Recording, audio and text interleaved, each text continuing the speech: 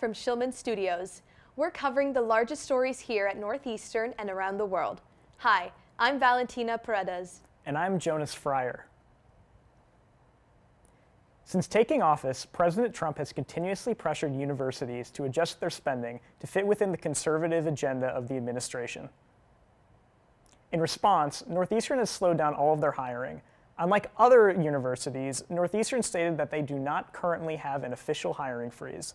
Several students, however, have had issues applying to co-ops at other universities, as some interviews have been rescinded and co-op positions have been canceled.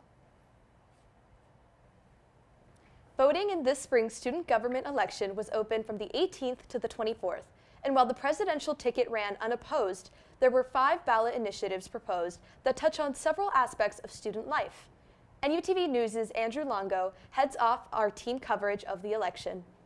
If you opened your student hub anytime throughout the middle of March, you were confronted with a message: to vote in the student government election. I think that a lot of voters, or the people who were passionate about it, were kind of drowned out because people had to vote and then they were probably just going to put random ones just to get to their student hub.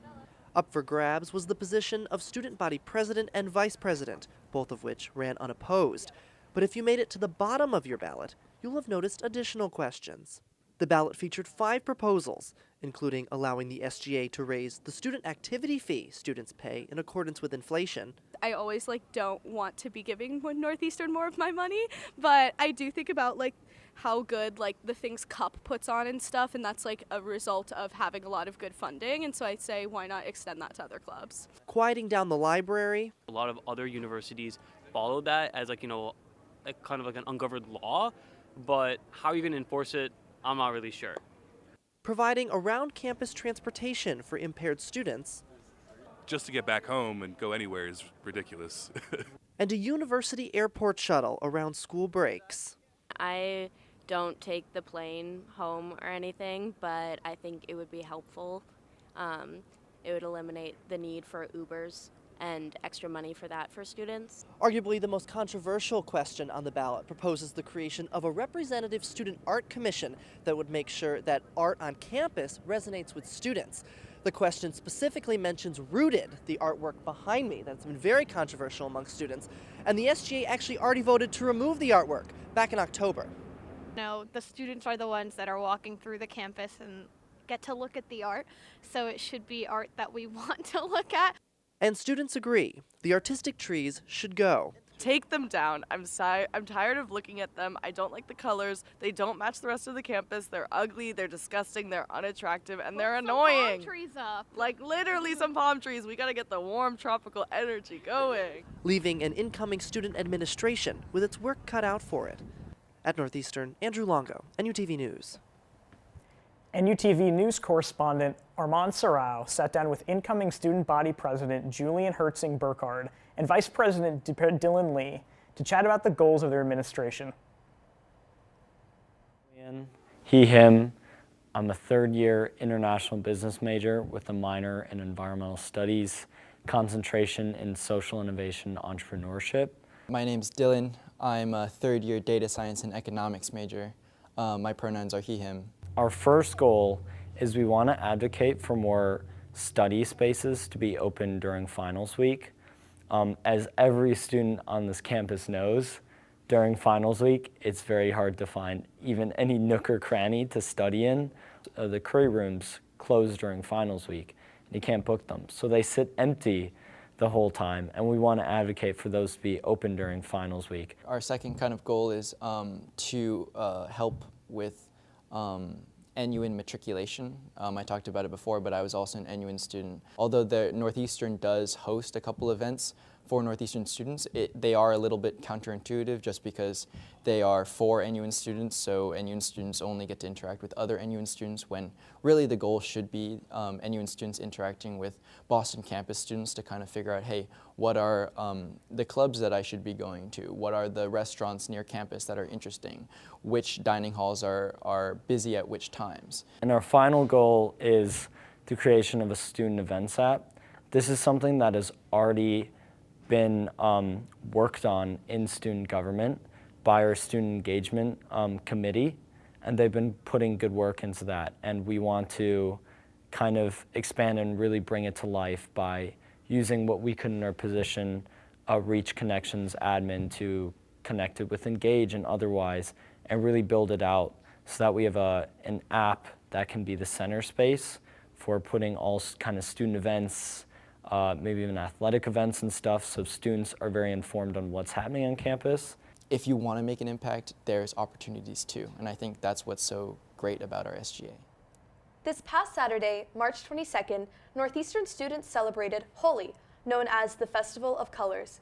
Hosted by NU Sanskriti, one of the largest Indian students associations in the country, both undergraduate and graduate students commemorated this lively Hindu tradition that marks the arrival of spring. In years prior, the event was held on Centennial Common. However, after drinking violations and disorderly conduct, it was relocated off campus to Roxbury Community College.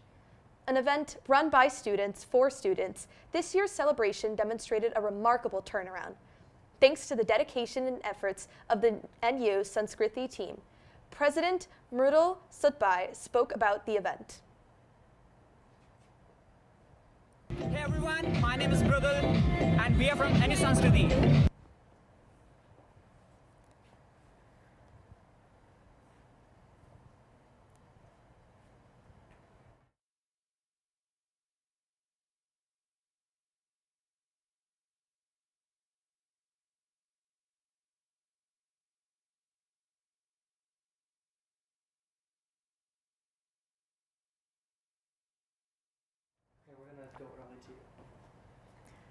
It's Springfest time at Northeastern, and students have been enjoying festivities all week long.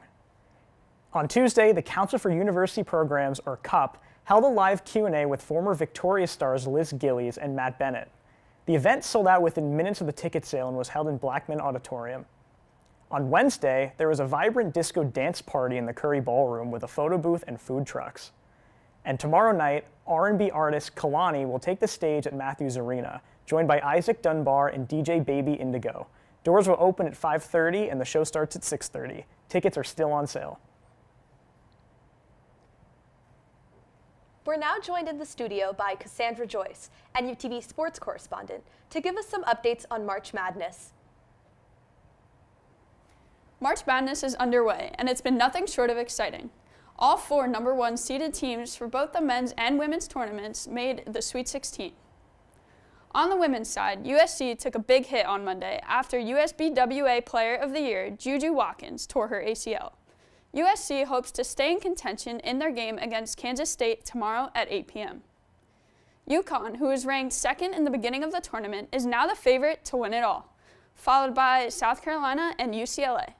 UConn won its first 2 games by margins of 69 and 34 points, proving their dominance over the competition. South Carolina and Duke won to advance themselves to the Elite 8 earlier today, and LSU, NC State, UCLA, and Ole Miss play tonight for their chance to keep dancing.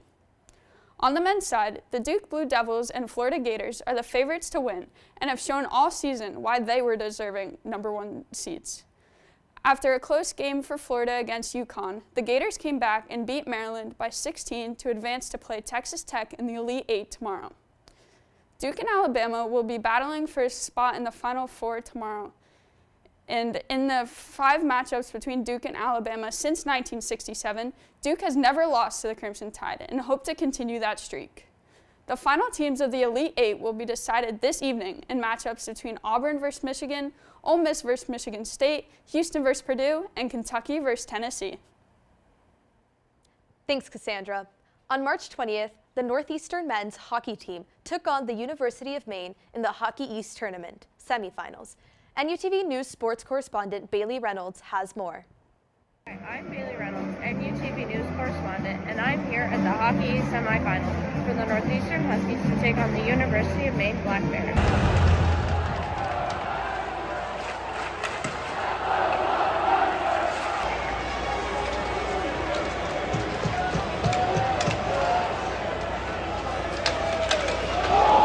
The Huskies suffered a 4-3 overtime loss with a goal scored by Maine senior forward Nolan Renwick to end the Huskies season.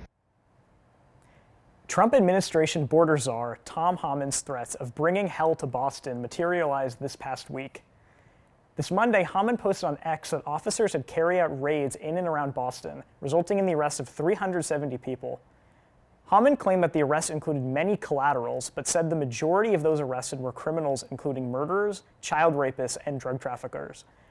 The Boston chapter of the FBI said it will continue to support ICE with these efforts. The Karen Reed murder trial has reached the global stage with a new HBO documentary out last Monday, capturing audiences not only in New England, but around the world. Karen Reed, a Mansfield native, is accused of murdering her Boston police officer boyfriend, John O'Keefe, in February of 2022. Last year, the 44-year-old's case ended in a mistrial after months of deliberation and a large show of support from followers of the case. Her second trial is set to start up again next Tuesday, April 1st. Police are racing to charge the prime suspect in the Madeleine McCann disappearance case before he is released in 2 weeks. Madeleine McCann was last seen at the Praia da Luz resort in Portugal on May 3, 2007. Despite a worldwide effort to discover her whereabouts, few leads have connected to her appearance have emerged. Christian Bruckner, a German national serving an unrelated prison sentence, became the prime suspect in her disappearance in 2020. However, a surprise acquittal of an unrelated crime has pressured police to charge Bruckner in McCann's disappearance before he walks free from prison. President Trump has issued an executive order to dismantle the Department of Education last week, which may have financial implications for disabled and impoverished students, as well as those with federal student loans. The administration also experienced a security breach this week. Editor-in-chief of The Atlantic, Jeffrey Goldberg, was mistakenly added to a group chat on encrypted messaging app Signal. The chat discussed details of a military attack on the Houthis in Yemen and included correspondence between Vice President J.D. Vance, Secretary of Defense Pete Hegseth, and other top U.S. officials. While Hegseth denies that any confidential information was leaked, some Democratic officials are calling for his resignation. That's the news. The rest is up to you. We look forward to continue bringing you live news coverage as your official student-run broadcast team. Be sure to follow our Instagram page and subscribe to our YouTube channel to stay up to date with the Husky Update. I'm Valentina Paredes. And I'm Jonas Fryer. We'll see you again on Friday, April 11th. Thank you for watching. Have a great night.